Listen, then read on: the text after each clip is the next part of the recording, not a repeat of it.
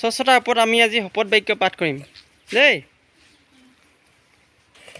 এইখন আমাৰ বিদ্যালয়।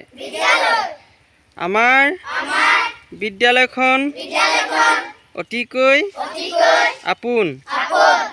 আমাৰ বিদ্যালয়খন সদায় চাফ চিকুণ কৰি ৰাখিম।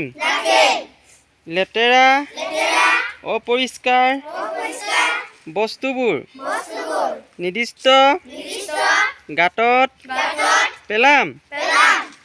প্লাষ্টিক মুক্ত লক্ষ্যৰে প্লাষ্টিকবোৰ নিৰ্দিষ্ট ঠাইত পেলাই জ্বলাই দিম।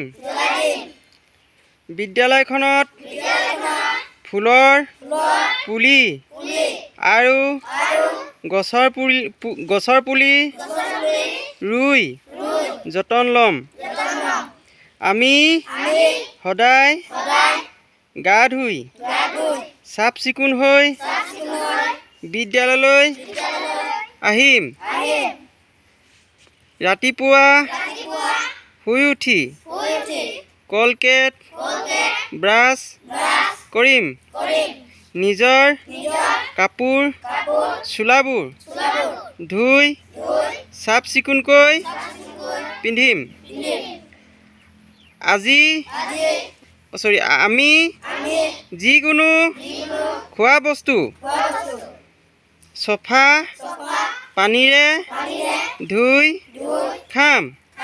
খোৱাৰ আগতে হাতখন চাবোনেৰে ভালদৰে ধুই ল'ম।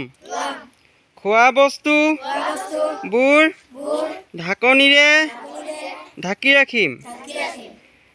য'তে ত'তে পৰি থকা লেতেৰা খাদ্য কেতিয়াও নাখাওঁ। য'তে ত'তে থু খেকা নেপেলাওঁ।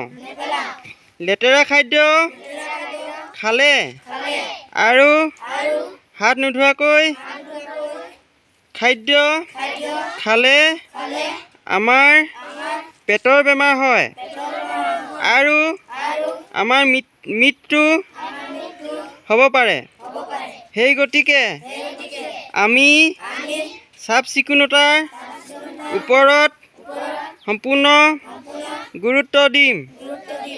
দেশৰ ক'ভিডৰ মহামাৰীৰ পৰা বাচিবলৈ আমি মুখত মাস্ক ব্যৱহাৰ কৰি ইজনৰ পৰা আনজনৰ দূৰত্ব বজাই ৰাখিম আৰু চেনিটাইজাৰ ব্যৱহাৰ কৰিম বুলি আজি স্বচ্ছতাৰ পক্ষে সকলোৱে একগোট হৈ একেমুখে শপত বাক্য পাঠ কৰিলোঁ আৰু চাফ চিকুণ হৈ থাকিবলৈ আৰু খাদ্য খাবলৈ দৃঢ়তাৰে সংকল্প ল'লোঁ।